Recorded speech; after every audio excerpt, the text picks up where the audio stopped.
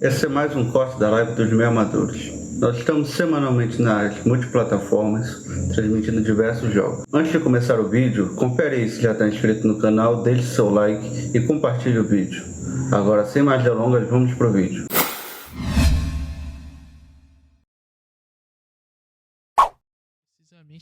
E no sábado, no domingo, o clássico das multidões que envolve Flamengo e Corinthians no Maracanã.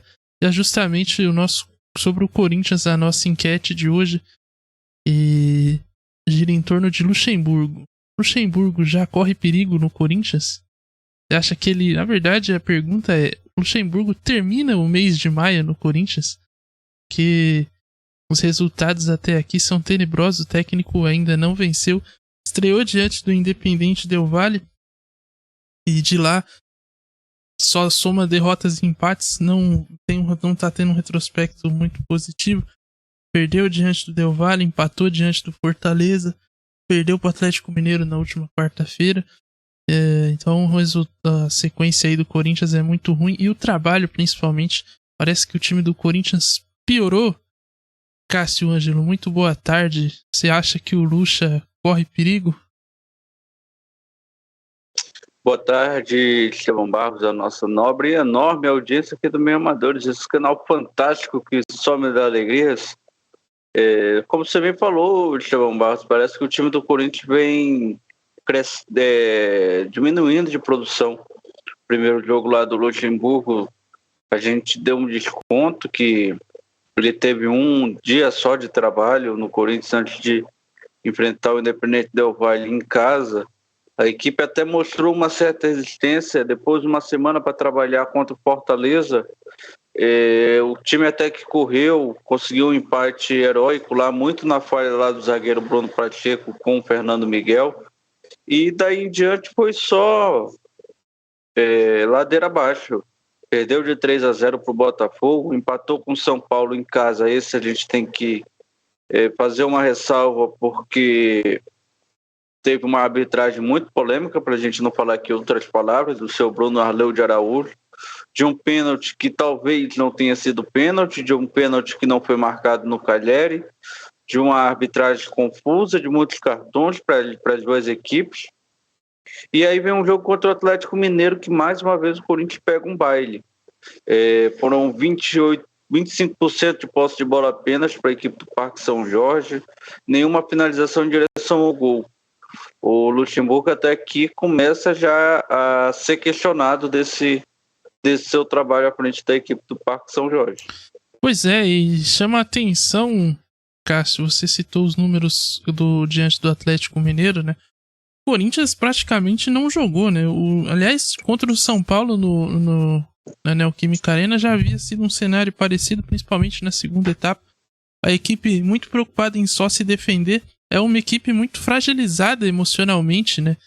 E diante desses cenários aí que o Corinthians se colocou, né, na Copa do Brasil e na Libertadores, onde você precisa, no caso da Copa do Brasil agora, o time vai precisar reverter uma situação, o lado mental é muito importante.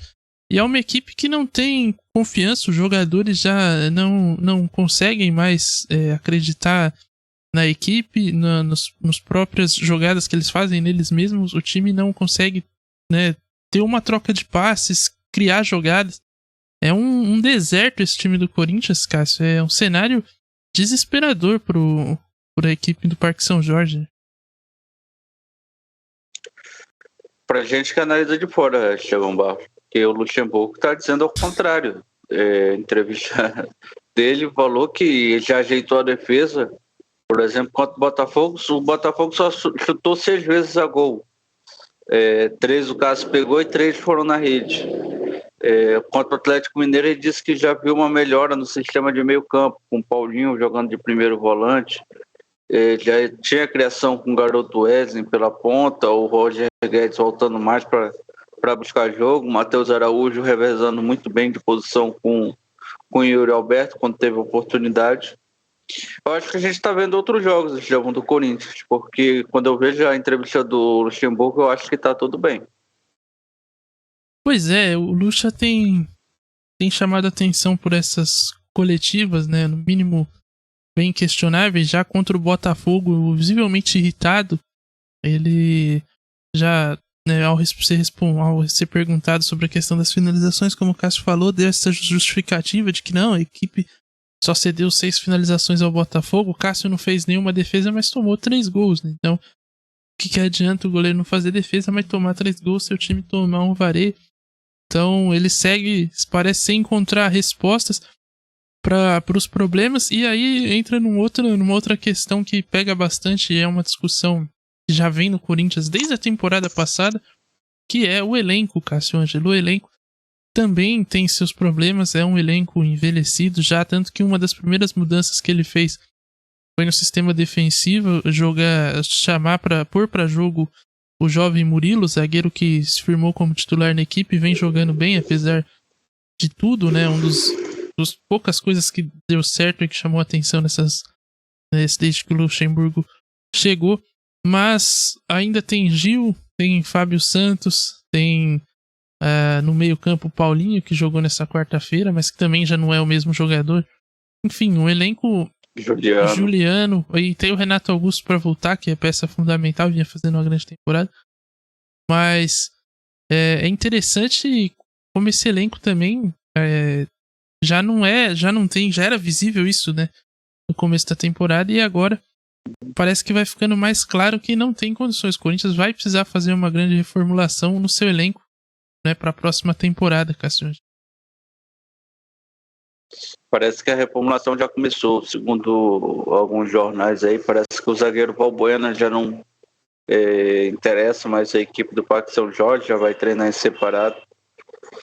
Mas visivelmente a equipe do Corinthians ela acaba se colocando em sufoco muito por algumas questões ou situações de jogo que passam muito por Alessandro, do Gil não conseguiu acompanhar, do meio campo, quando o Paulinho joga de primeiro volante ele não consegue marcar, depende muito do Fausto Vera para fazer essa marcação mais intensa, mas é uma andorinha só para fazer verão. E sacrificou o pobre garoto Adson lá, que vinha fazendo até então uma boa temporada, mas diante desse sistema de jogo, da falta do Renato Augusto, o Adson caiu também de produção. É pouquíssimo para a equipe do Parque São Jorge você depender de um jogador de 34 anos, que é o Renato Augusto, que ele é um jogador que desequilibra, que ele é um jogador acima da média. No futebol brasileiro isso ele é, mas jogar toda a responsabilidade para cima do Renato Augusto é pouco. E o Corinthians está refém disso, de contratações que não foram boas nos últimos anos. Aqui a gente poderia enumerar várias, mas só os que estão aí no elenco: Júnior Moraes, Cantígio, o Matheus Bidu, que para mim é questionável, o próprio Valbuena, a volta do Valbuena. Mandar Robert Renan, Romero, muito bem lembrado. Jogadores que são questionados dentro dessa equipe do Corinthians, são questionáveis porque estão aí e o elenco está aí. É uma folha salarial inchada, ainda tem um Luan que sequer no banco fica e fica sem espaço para fazer contratações. Enquanto o Corinthians fez muito mal. E aí acaba sofrendo o elenco quando precisa de fazer uma reposição de jogadores. Deu certo aí com o jovem Murilo, mas nas demais posições de meio campo até agora o Corinthians não se acertou. Além de ter Murilo, para mim o Wesley é um bom jogador, e o Pedro, que a gente espera ver aí, que foi muito, como a gente pode dizer, seu Chico? Elogiado? Criou muita expectativa em cima do Pedrinho, que agora já é Pedro, pra gente ver ele em campo, mas até agora o Wesley parece que já passou à frente dele. E o Barleta também é outra contratação que tem que ser questionada. Pois é, né? O Barleta chegou depois do Campeonato Paulista, tinha muito prestígio com o Fernando. Exato, tinha muito prestígio com o Fernando Lázaro. Inclusive foi titular na primeira partida da equipe diante do Cruzeiro no Campeonato Brasileiro. Mas desde que houve a mudança no comando técnico, ele perdeu espaço e não vem quase que atuando muito pouco, né? O Luxemburgo diz que ele precisa ganhar mais massa muscular, né? Como ele mesmo diz, é o filé de borboleta. Então, O Christian Barleta tá nessa situação aí, mas é mais uma contratação que o Corinthians fez nessa temporada. Além dele, o Matheus Bidu e o Romero são as outras duas contratações que chegaram também. E que, assim, o Bidu fez uma boa Série B pelo Cruzeiro, mas até aqui pelo Corinthians, a gente não consegue lembrar de uma partida que ele tenha sido destaque de maneira positiva, né? Até pelo contrário, o que se fala é que quando ele joga, o time fica mais exposto pela esquerda, porque ele sobe muito. Só que me parece que a opção até é mais viável pelo que o Fábio Santos não aguenta mais correr, né? Porque também, quando o Fábio Santos joga, Cássio Ângelo, o Adiel aqui fica com seus cabelos em pé, né? Pelos cabelos que o Fábio Santos não tem mais e pelos espaços que ele deixa em campo pelo lado esquerdo, que se mostrou muito vulnerável nesse início. Até por isso também a entrada do Murilo, né, no Corinthians mudou, porque aí ele jogou o Gil pro lado direito e o Murilo fica ali pela esquerda para dar uma sustentabilidade maior na defesa. Não, sustentação, perdão. Sustentabilidade é meio ambiente, agora eu viajei. Sustentação melhor na defesa do Corinthians ali, Cássio Ângelo. Parece que quem contratou o Matheus Bidu não viu a Série B como eu assisti. O Bidu, ele fez uma excelente Série B com a equipe do Cruzeiro, mas jogando numa linha de 3. Lá com um bom treinador, Paulo Pesolano. E agora a torcida vem cobrar dele que ele defensivamente deixa a desejar. A maior valência dele era o ataque. Era atacar os espaços. Por isso que ele teve esse destaque tão grande no Cruzeiro, mas era na frente da linha de 3. Ele jogava na segunda linha. Agora o Fábio Santos, fisicamente é uma coisa natural a queda de um jogador na temporada com a idade, mas defensivamente ele é muito melhor do que o Bidu. Tinha que ser feito, já que você não tem um outro lateral, ou se improvisa alguém lá, um volante que consiga fazer essa parte defensiva, e você coloca um ponta para agredir aquele lado e impedir que suba o lateral para ficar num 2 contra 1, ou você manter o Fábio Santos e deixar ele ser uma espécie de terceiro zagueiro, dar mais liberdade para um outro jogador, porque Matheus Bidu é esse jogador, do meio para frente ele é muito bom, se mostrou isso na Série B no Cruzeiro. Exatamente. É um jogador que deixa muito espaço na marcação, né? Funcionava muito bem no sistema de 3 zagueiros e agora numa linha de 4 vem tendo mais dificuldades. O cobrador de churrasco tá aqui no chat mandando boa tarde e já tá mandando... Amanhã tem Fluminense, hein? É verdade, ele tá aí nas vésperas de um clássico importante para ambas as equipes, Botafogo e Fluminense, jogo no Newton Santos. Mas ele tá aqui dando pitaco sobre a situação do Corinthians. Falou que lembra que o VP nunca caía e ficou até o fim do Brasileiro? Se o Luxemburgo sair, Rogério Ceni assume. Acho improvável, viu? Eu acho que o nome da vez do Corinthians, caso o Luxemburgo caia, será o Mano Menezes, Cássio Ângelo, que também vive um momento ruim no Internacional. E aí eu te pergunto, imaginando essa possível...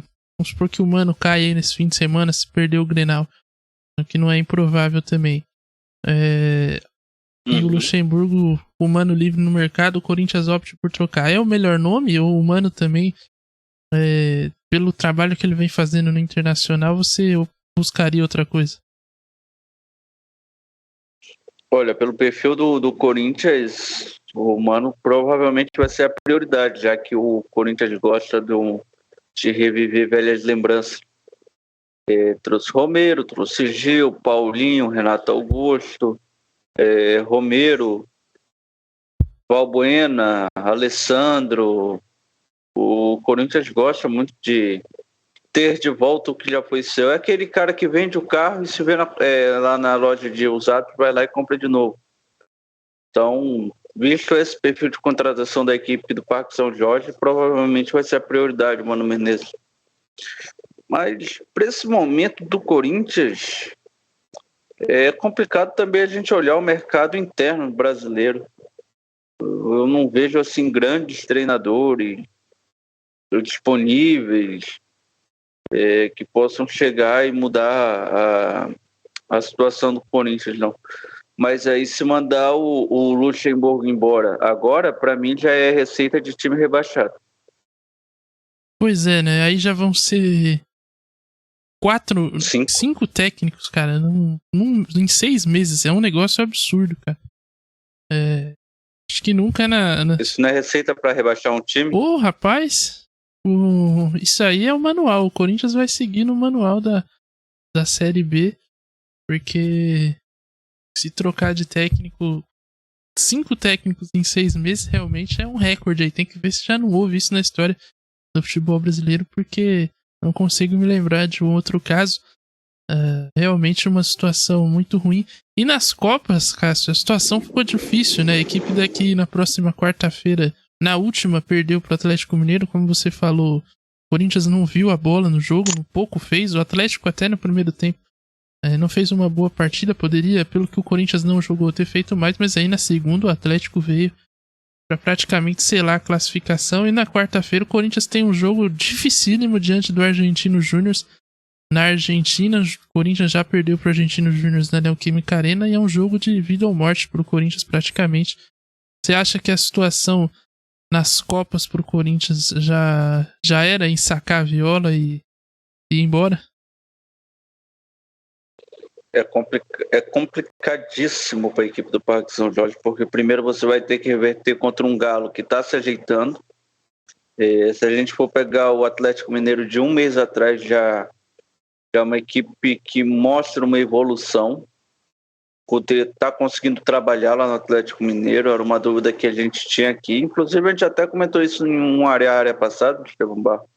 Depois daquela cobrança que o Poder fez aos jogadores, publicamente, reclamando, muito exaltado, mas parece que está tudo resolvido lá na cidade do Galo e o time vai pegando corpo. Essa é a definição certa. Vai pegando corpo o time do Atlético Mineiro para reverter um 2-0 que foi lá pelo que foi o jogo.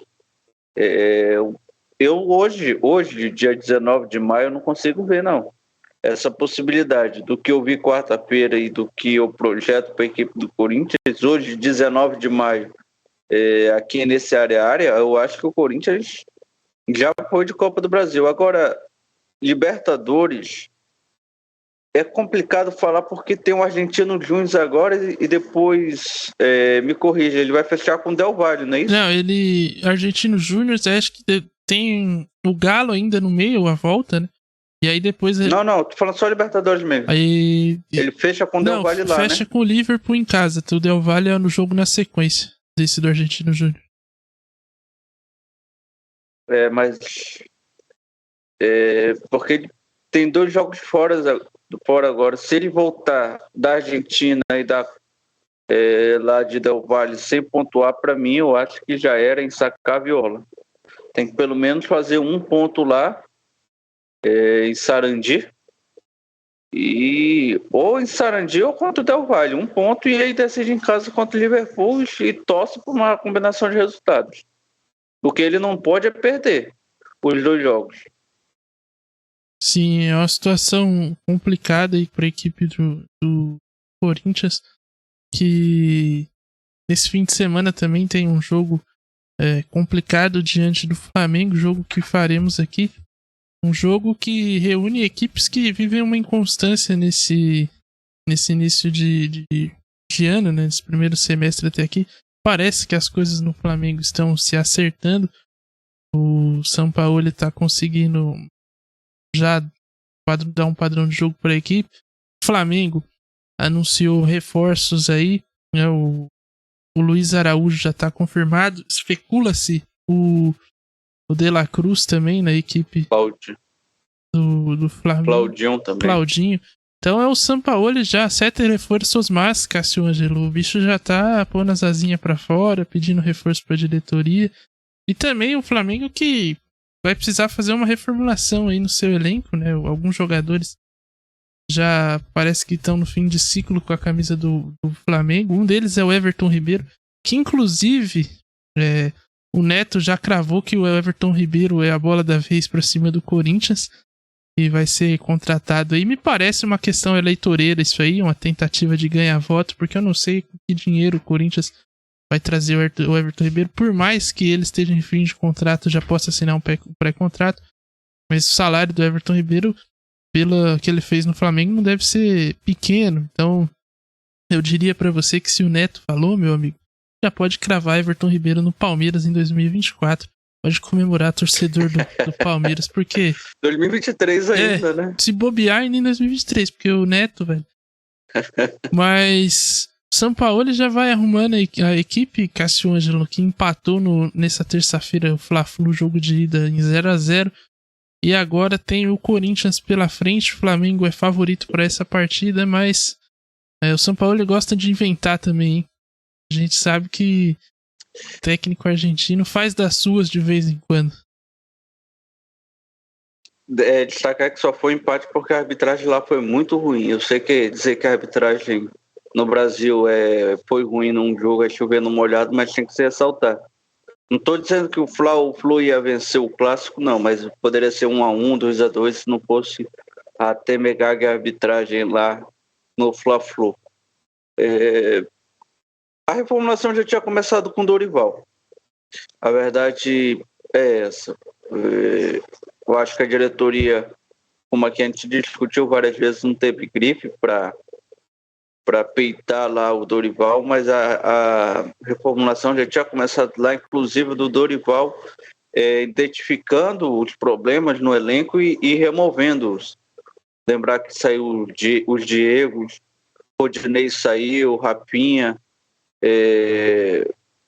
jogadores que eram líder desse elenco, mas às vezes acabam sendo líderes negativos, segundo o que eu tive de informação.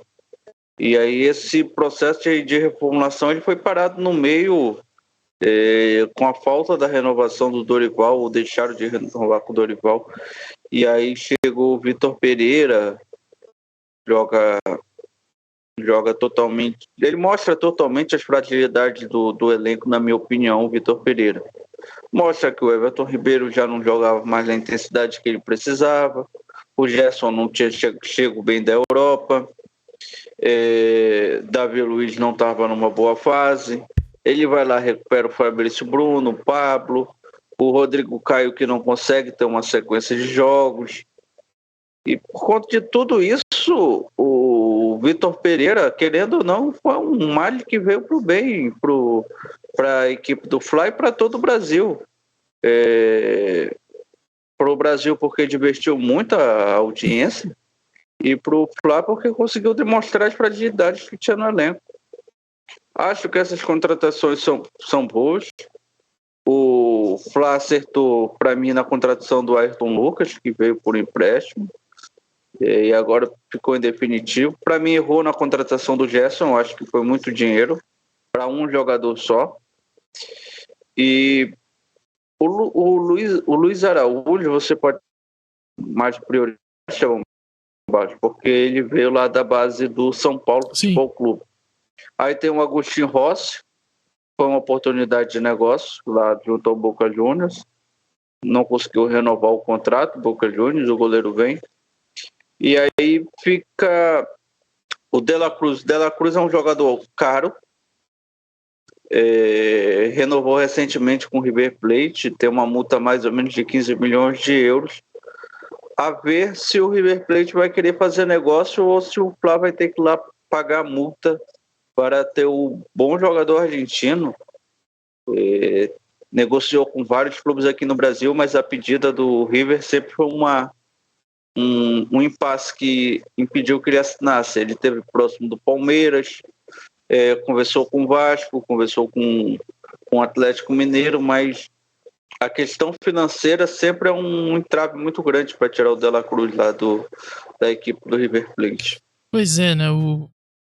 Esses são alguns nomes aí especulados. O Cássio citou o Luiz Araújo, fez base no São Paulo, depois foi vendido para o Lille da França, aí foi para o Atlanta United dos Estados Unidos. Não vinha tão bem assim lá, era um dos salários mais altos do elenco e não entregava tanto, a torcida pegava um pouco no pé dele, mas chega aí pro pro Flamengo. É um bom jogador, Cássio, mas tem seus problemas também. No São Paulo ele não era a primeira opção.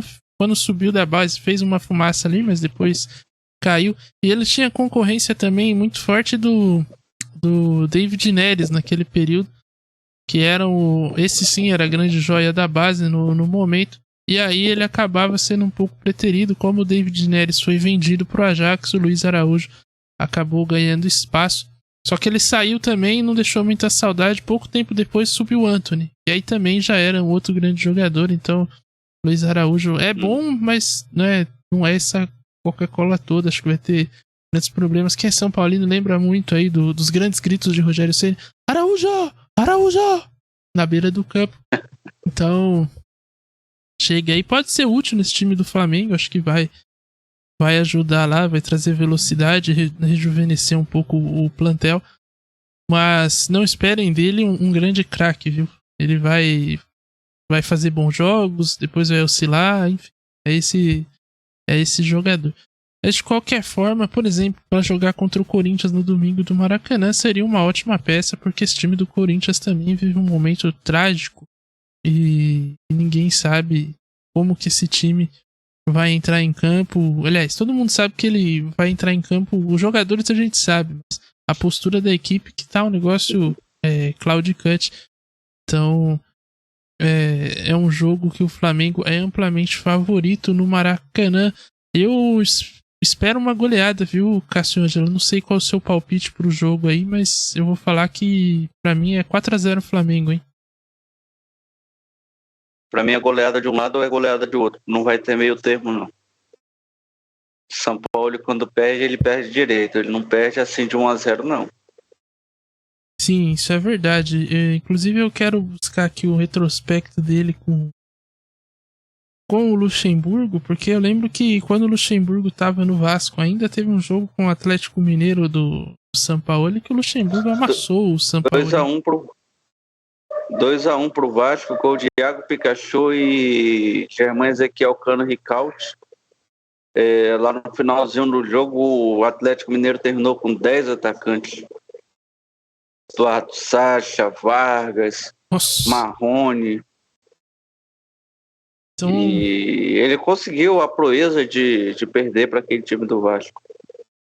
Mas eu queria o seu palpite aí para a partida, então. Eu acho que vai ser 3-1 para a equipe do Fla, mas se for 3-1 para o Corinthians, eu também vou ficar satisfeito. Ai. São Paulo, eu vou puxar aqui o retrospecto dele contra o Luxemburgo. São Paulo tá... Deve ter se enfrentado no Palmeiras e Santos também. Sim, exatamente. Eu não lembro se quando ele tava no Atlético Mineiro, se o Luxemburgo também pegou o Palmeiras naquele período. Então... eu acho que não. Porque o Luxa ele vai pro Palmeiras depois que encerra a primeira passagem dele pelo Vasco. Olha aqui. Eu acho que eles podem ter se enfrentado em Sport e Santos. São 4 jogos aí para equipe, entre eles. 2 vitórias, aliás, 3 vitórias do Sampaoli, uma do Luxemburgo. No Campeonato Brasileiro a coisa tá uma para cada lado, então um confronto aí bem equilibrado. O último jogo entre eles foi justamente um Vasco e Atlético Mineiro, que o Cássio acabou de citar. Então, confronto aí bem equilibrado entre esses dois treinadores, apesar do... Eu lembro desse jogo que foi num sábado, eu não consegui dormir, olha. Então, que a partida me consumiu, porque o Vasco abriu, se eu não me engano, 2-0, e aí o Atlético Mineiro aos 47, em vez de fazer aquele gol, aí o árbitro deu mais 5, foi mais 6 de acréscimo. Como disse a época, o Luiz Carlos Júnior, foi emoção até o fim. Eles têm um confronto pela Sul-Americana também, quando O Luxemburgo era técnico do Flamengo e o Sampaoli técnico da Universidade do Chile, a LAU. E o Sampaoli ganhou os 2 jogos, viu? Lá no Chile, de 1-0, e no Maracanã, por 4-0, um baile aí da Universidade do Chile. Foi campeão nesse ano. Sim, no ano de 2010. Então, esse é o retrospecto aí. Não, a Universidade do Chile foi um campeão um ano depois, que eu lembro que bateu o Vasco na semifinal, que o Vasco entrou com o time reserva, porque estava disputando lá o Campeonato Brasileiro. Exatamente. E tá aí o retrospecto. No brasileiro a coisa é mais equilibrada, uma vitória para cada lado. Então, veremos aí o que acontece no sábado, mas Tirateima, hein?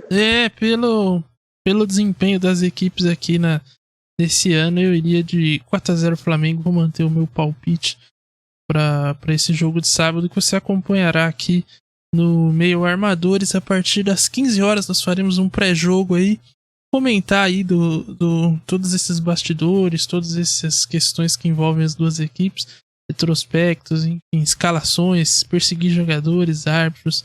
Vem com a gente aí que vai ser um grande jogo.